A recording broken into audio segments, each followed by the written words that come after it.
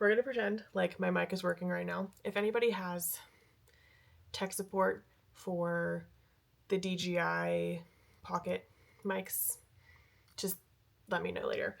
But I'm going to go ahead and do I think it's not year in review, the 6-month mid-year book tag. I've had too much caffeine. We're just going to roll with it, okay?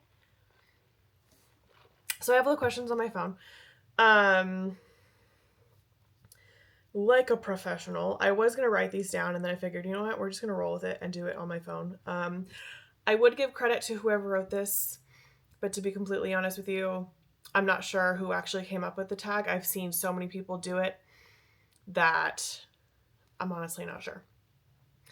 But to jump right into it, these are going to be all over the place. So there will be something for everybody for the most part. The best book that I've read so far this year has been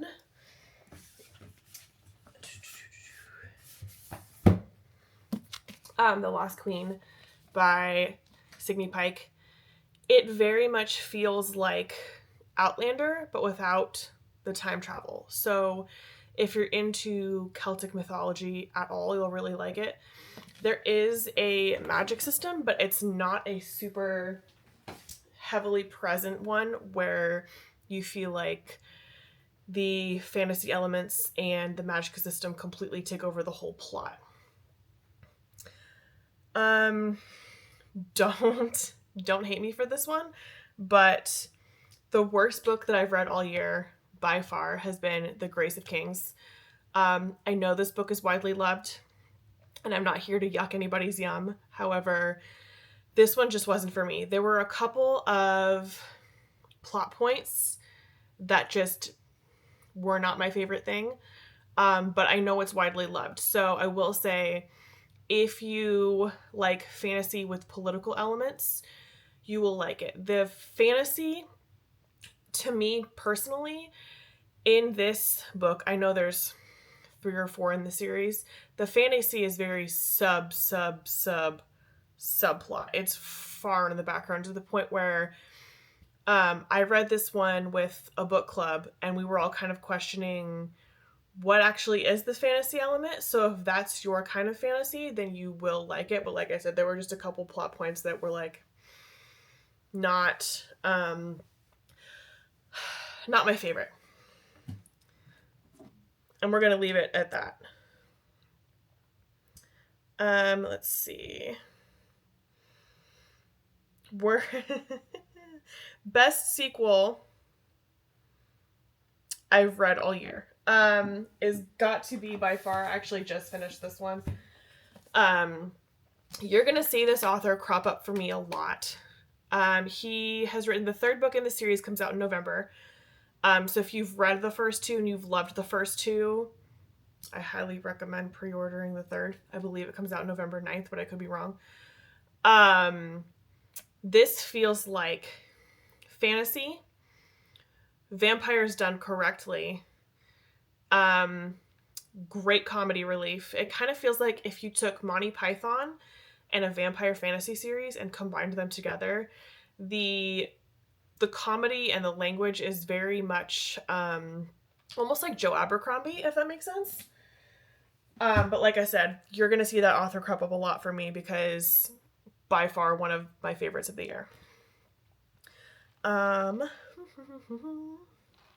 Worst sequel of 2025. Okay. Again, do not come for me. When I say this, I love this author so much. I respect this author. I think they do great work.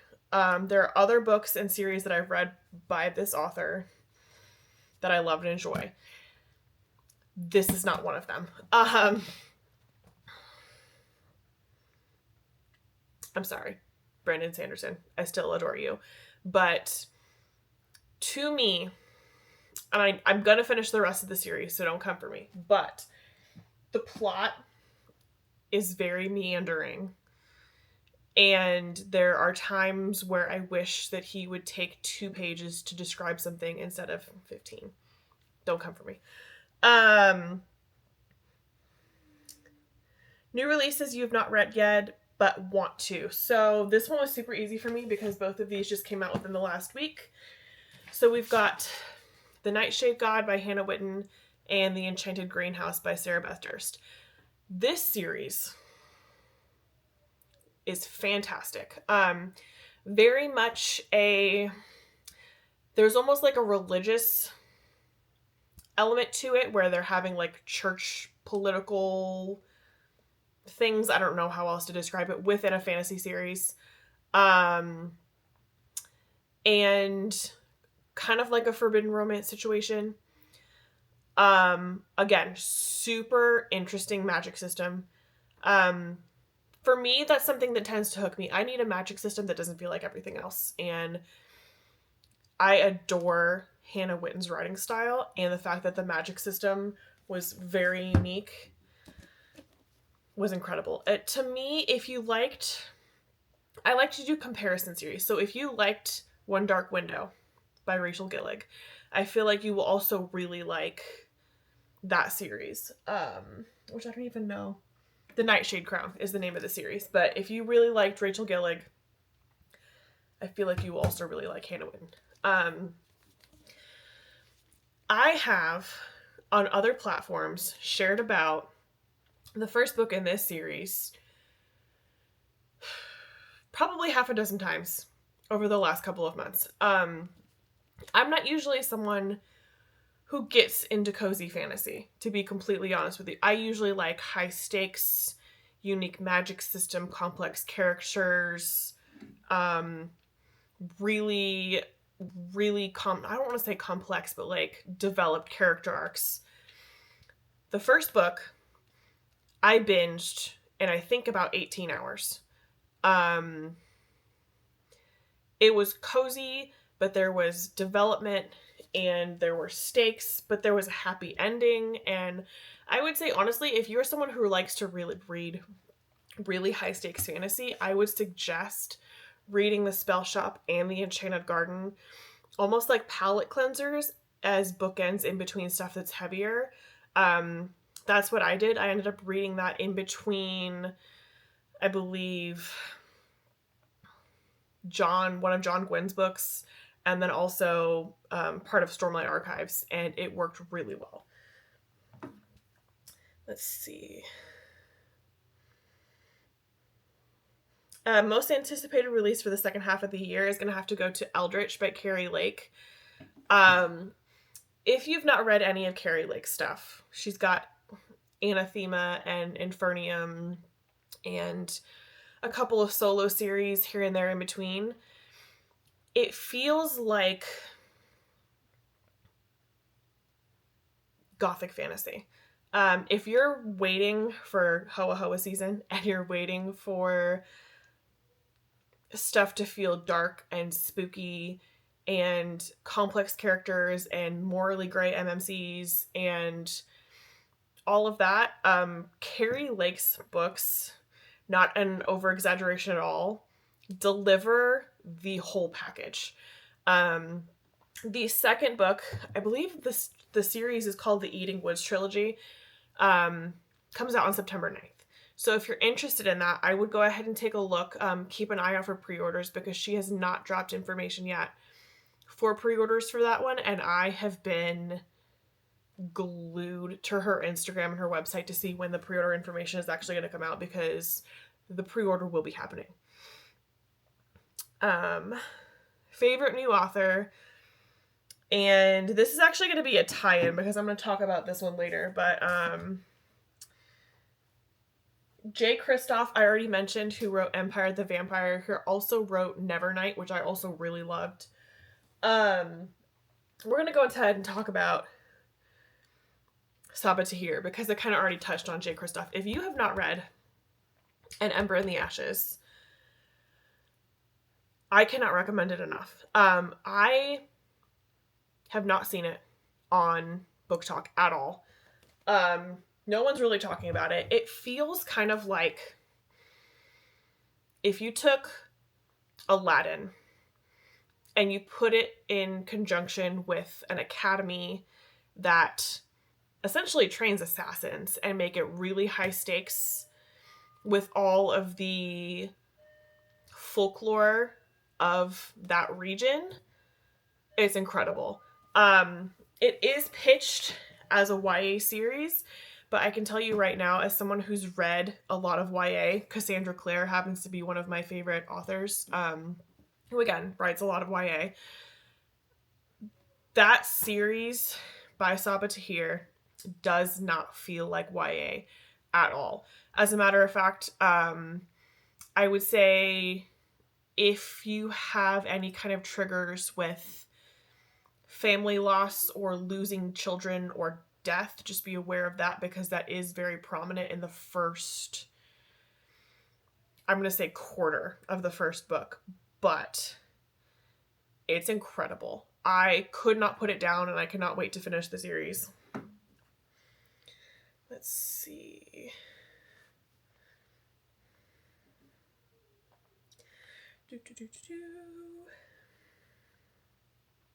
New fictional crush. Okay. I say this as someone who is very picky about MMCs. I'm not one of those people who gets crushes on lots of MMCs typically. I'm pretty picky because, especially, like, spoiler alert, I wasn't an ACOTAR girly. Did I read the whole series? Yes. Was I absolutely, like, fawning all over myself over Rhys? Absolutely not. It gets to a point where MMCs in certain fantasy series can kind of feel formulaic. So I like ones that break the mold. And for me, that was absolutely Kaz Brekker. If you've read Six of Crows, you know what I'm saying. If you've read anything, honestly, if you've read anything by Leigh Bardugo, you know that she writes MMCs differently. They're built different. I don't know how else to describe it. He's broody. That's honestly the best way to describe it. He feels like,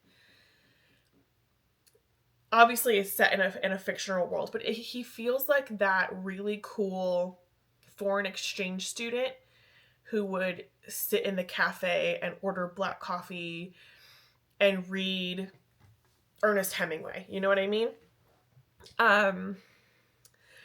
Books that made you cry. Again, on that same vein, Six of Crows. If you've read Ninth House, if you've read Hellbent, and you did not like them because of how dark they were. I know that can be a thing for some people. Dark fantasy is not everybody's cup of tea, and there is something for everybody. That being said, if you did not like those two, but you liked her writing style, just not necessarily how dark it was, I would highly suggest checking out Six of Crows, because that, I've not finished it yet. I'm putting it off because I don't want it to be over. And the relationships between the characters blew my mind. I didn't suspect the plot twists that were coming. Now keep in mind, I'm pretty sure this one is also pitched as YA. And if you look at the series, if I remember correctly, it's stated that Kaz Brekker is only supposed to be a teenager. In my mind, he's not written that way. He feels a lot more like 25 to 27 than he does 18 to 20, if that makes sense. The end of that book, I'm not going to ruin it for anybody, but the end of that book had me bawling.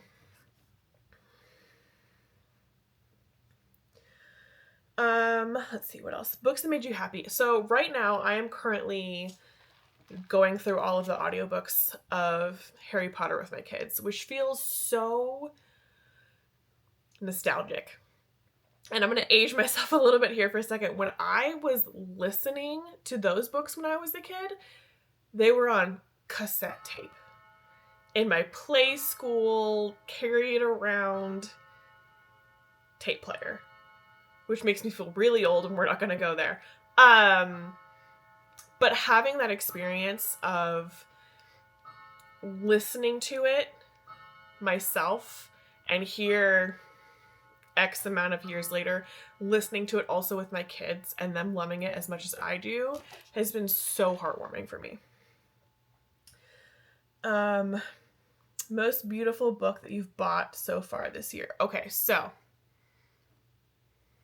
this is a toss-up for me between Night and the Moth.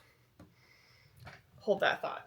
We're also going to give an honorable mention to the Owl Crate edition of Bury Our Bones in the Midnight Soil, because, I mean, can we not? I am a sucker for special editions, first of all. So when I saw this one,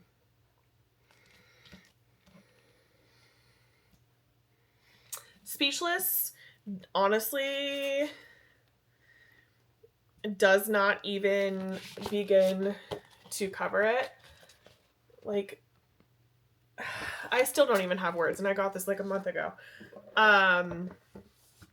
By far my favorite special edition that I own, period, end of story, hands down.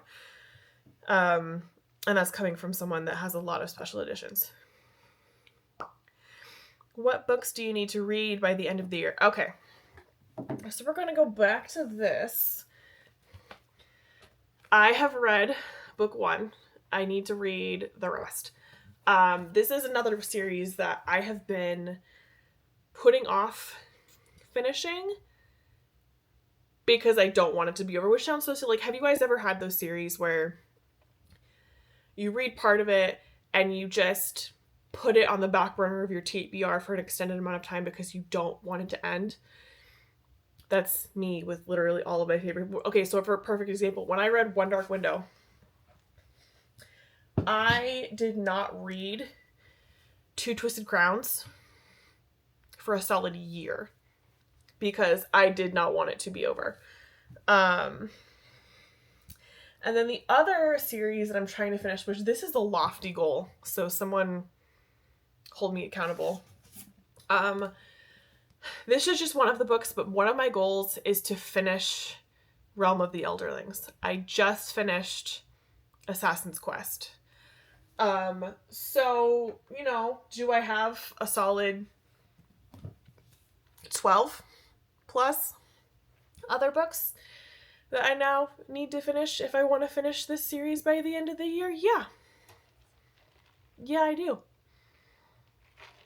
Are we going to get there? Who knows? Because my TBR is massive. And we honestly need to get like a Beauty and the Beast ladder in here, because if I can't, you know, swing down the way on the ladder while doing a musical number, is it really even having a personal library? I think not. But thank you guys for checking this out. I'm also going to be dropping a poll down below for the book that we're going to be reading for August. There's going to be 3 choices. If there's something that you want to see for August, or not for August, sorry, if there's something that you want to see for September, October, let me know. For November, we are going to be reading the 3rd book in this series, which is name is escaping me right now. I'll probably drop it in the description. But we will be reading the 3rd one of this when it comes out in November. So if you've not read book 1 and 2, you have tons of time to catch up, so don't worry about that. There's no pressure. But November is predetermined with book 3 because I love you guys and this series is incredible. So yeah, I will talk to you guys later.